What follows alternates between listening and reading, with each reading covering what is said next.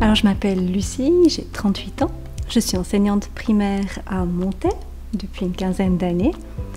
Comme particularité, je dirais que j'ai la chance d'être très heureuse grâce à mon métier et aussi grâce à plusieurs rencontres que j'ai pu faire au cours de ma vie.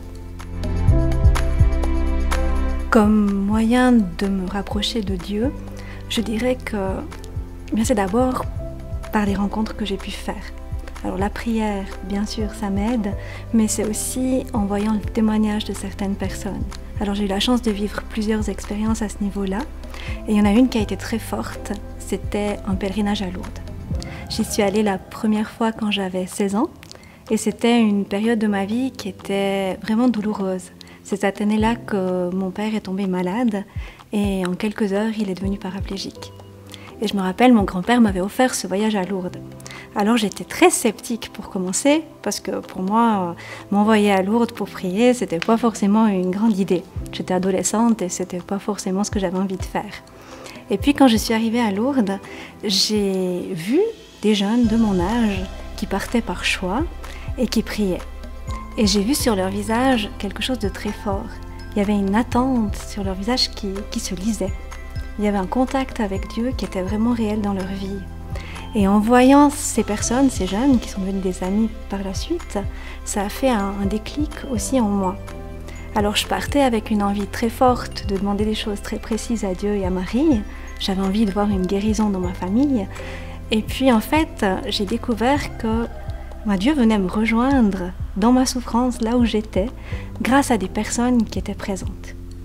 Donc dans les moments où je me sentais vraiment seule, j'ai pu avoir quelqu'un à qui parler, quelqu'un à qui me confier, et ça m'a fait énormément de bien. Alors les prières que j'avais faites à ce moment-là pour une guérison physique de mon père, elles n'ont pas été réglées comme je le souhaitais. Mon père n'a pas guéri à ce niveau-là, il est resté paraplégique jusqu'à sa mort. Mais par contre, j'ai reçu à ce moment-là la certitude que même si ça allait être difficile et même si ça allait être très douloureux, il y aurait toujours quelqu'un qui serait là. Et je me rappelle d'un moment où j'étais encore toute jeune, j'avais 16 ans à la grotte, et je priais sans employer de mots. Et pour moi, c'était assez nouveau, parce que moi, depuis toute petite, on m'avait appris des prières, je priais régulièrement, mais là, je faisais l'expérience de la prière dans le silence. Et ça, pour moi, c'est très fort. J'ai remarqué à ce moment-là que moi, j'avais pas besoin d'avoir toutes les formules et d'être magnifique dans ma foi pour vivre quelque chose de grand. Et je me rappelle que je suis repartie de Lourdes cette fois-ci avec la certitude d'y retourner, par choix, mais aussi avec des amis qui étaient là pour m'accompagner. Donc pour moi, c'était une expérience forte. Et puis à peu près en même temps, oui, je faisais déjà partie d'un chœur de jeunes à l'époque, et je me rappelle que les chants qu'on chantait dans les messes me portaient beaucoup. Les paroles des chants, peut-être plus encore que certaines paroles de la Bible que j'avais pu entendre, résonnaient en moi d'une manière assez forte. Et c'était peut-être un hasard aussi, mais à ce moment-là, on m'a demandé si j'étais d'accord de devenir lectrice à la paroisse. Alors, contrairement à certains choix que l'on fait, pour moi, ça a été un oui direct. Parce que pour moi, proclamer la parole de Dieu, là, pour moi, c'était important.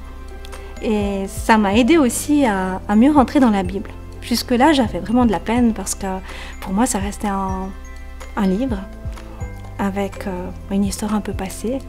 Et puis là, au fur et à mesure des lectures que j'avais l'occasion de faire dans les différentes messes, je remarquais qu'en fait, ce que je lisais, c'était un petit peu ce qu'on vivait. Et je revoyais cette expérience que j'avais faite à Lourdes aussi, d'être rejointe dans mon quotidien.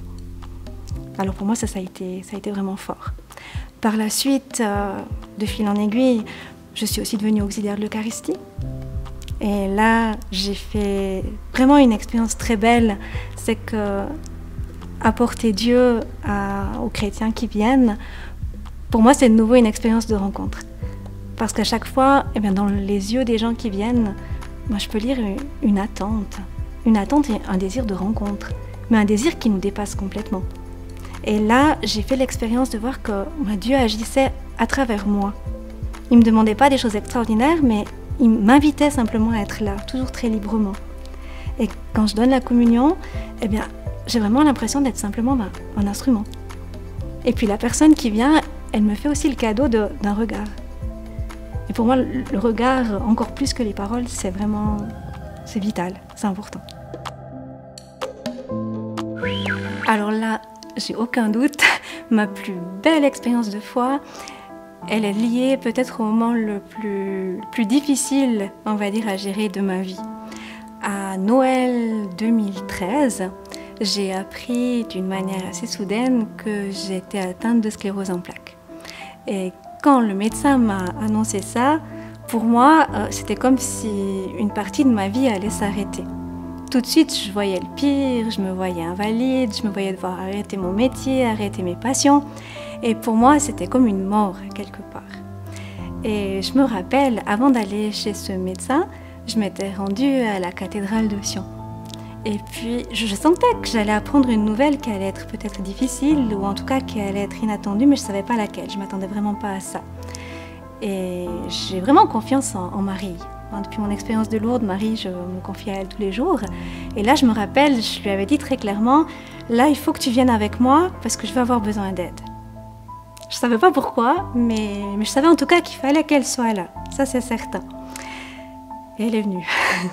Parce que quand j'ai entendu ça, eh bien, j'ai eu des questions qui sont venues assez rapidement. La première, elle était tournée vers la vie.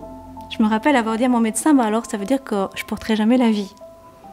Et puis la deuxième, ça a été, mais alors combien est-ce qu'il me reste d'années à vivre? Et j'aimerais bien avoir une réponse. Et ça, c'est impossible. Alors, à ce moment-là, eh bien, je me suis sentie complètement perdue et complètement seule. Et au moment où j'ai vraiment tout lâché en me disant, mais là, j'y arriverai pas, en reconnaissant ma faiblesse quelque part, j'ai eu juste un élan de solidarité qui s'est créé autour de moi que j'aurais jamais cru possible. Quand je croyais que tout était perdu, eh bien, j'ai eu les personnes qu'il fallait avec moi. Ça peut être une personne pour m'accompagner à un rendez-vous médical, ça peut être une personne juste pour prendre des nouvelles, une personne pour m'encourager, une personne pour me dire qu'elle priait pour moi. J'ai découvert aussi à ce moment-là que la prière, elle ne s'arrêtait pas dans une église. J'ai énormément d'amis, de collègues aussi, qui m'ont dit « mais on prie pour toi, on veut vraiment que ça se passe bien. Il ne faut pas rester à une nouvelle, on va faire en sorte que ça aille ». Et le fait de savoir que des gens priaient pour moi c'était vraiment très très fort. Et puis, par la suite, j'ai découvert que mes grandes angoisses, parce que moi j'avais peur à ce moment-là de me dire jusqu'à la fin de ta vie, tu vas vivre tous les jours dans une angoisse totale, tu vas pas savoir si tu vas être handicapé du jour au lendemain, si tu vas pouvoir marcher, si tu vas pouvoir employer tes mains. Et là, eh bien, j'ai vu que toutes mes angoisses, elles se sont pas arrêtées d'un coup, mais par contre, elles ont trouvé de l'écoute et puis elles n'étaient pas forcément fondées. Et j'ai fait l'expérience que même si on avait peur, mon Dieu était là, puis il nous aidait à surmonter la peur. Et j'ai eu une chance énorme, c'est que j'ai supporté tous les traitements qui m'ont été proposés à ce moment-là, puis aujourd'hui je vais bien. Alors je sais que j'ai une maladie incurable, donc je resterai malade jusqu'à la fin de ma vie, à moins que tout d'un coup on trouve quelque chose, ça j'y crois toujours. Mais par contre, je sais que cette maladie-là, elle ne va pas m'empêcher de vivre et d'être heureuse. Donc la question que j'avais posée au départ, est-ce que je pourrais porter la vie? Moi je l'espère encore, mais Dieu m'a montré en tout cas une chose, c'est qu'il y avait plusieurs manières de porter et de donner la vie. Et j'ai compris ce jour-là que chaque instant avait son importance. Pour moi, je voyais déjà beaucoup plus loin, je voyais déjà dans quel état je serais d'ici quelques années ou quelques mois, voire quelques jours. Et là, eh bien, j'ai découvert que Dieu était présent dans l'instant là. Et c'était juste avant Noël. Donc le jour de Noël, je me rappelle encore très bien d'un chant qu'on prenait avec la chorale dans laquelle j'étais. Je voulais absolument chanter ce jour-là, c'était important. Je me disais, c'est peut-être le dernier Noël où tu es debout et où tu peux chanter. Et je me rappelle qu'au moment de la communion, un collègue était venu à la messe et il allait communier à ce moment-là. Et son regard a croisé le mien et à ce moment-là, j'étais en train de chanter « Il demeure avec nous sur nos routes humaines ». Ne cherchez pas loin de vos vies pour le trouver. Et c'était exactement ce que j'étais en train de vivre. Donc Dieu était là dans ma vie pour m'aider là, maintenant, quand j'en avais besoin. Donc j'ai un petit peu arrêté d'espérer pour dans 10 ans, dans 20 ans, dans 30 ans, mais d'essayer de vivre un petit peu plus le moment présent. Et à quelque part, je ne remercie pas Dieu pour la maladie, parce que ce n'est pas lui qui me l'a donnée, ça j'en reste convaincue, mais par contre je peux remercier vraiment pour l'accompagnement qu'il me donne. À partir de là, je remarque aussi que plusieurs personnes sont venues se confier. Et plusieurs personnes ont osé me parler peut-être plus librement parce que, ayant vécu certaines choses, je pouvais aussi les écouter différemment. Et pour moi, ça a été vraiment un cadeau, puis une révélation, parce que je remarquais que même si pour la suite je ne savais pas, eh bien, je pouvais quand même être utile à quelque chose. Et je me suis dit à ce moment-là que tout ce que je pouvais faire aujourd'hui, là, maintenant, moi, ce serait de toute façon quelque chose qui n'était pas perdu. Et là, eh bien, avoir mon métier, ça m'a aidé aussi parce que moi, j'avais des élèves qui m'attendaient à la rentrée, c'était juste avant les vacances de Noël. Et savoir qu'eux comptaient sur moi à la rentrée, je ne savais pas si je pourrais finir mon année scolaire ou pas, pour moi, ça a été vraiment porteur. Parce que je me suis dit, je ferais peut-être encore 1 mois, 2 mois, 3 mois, je ne savais pas. Mais par contre, je voulais que ce temps passé avec eux soit vraiment beau. Donc, je n'allais pas leur enseigner que du français, des maths et de l'allemand, mais je voulais vraiment privilégier aussi l'humain.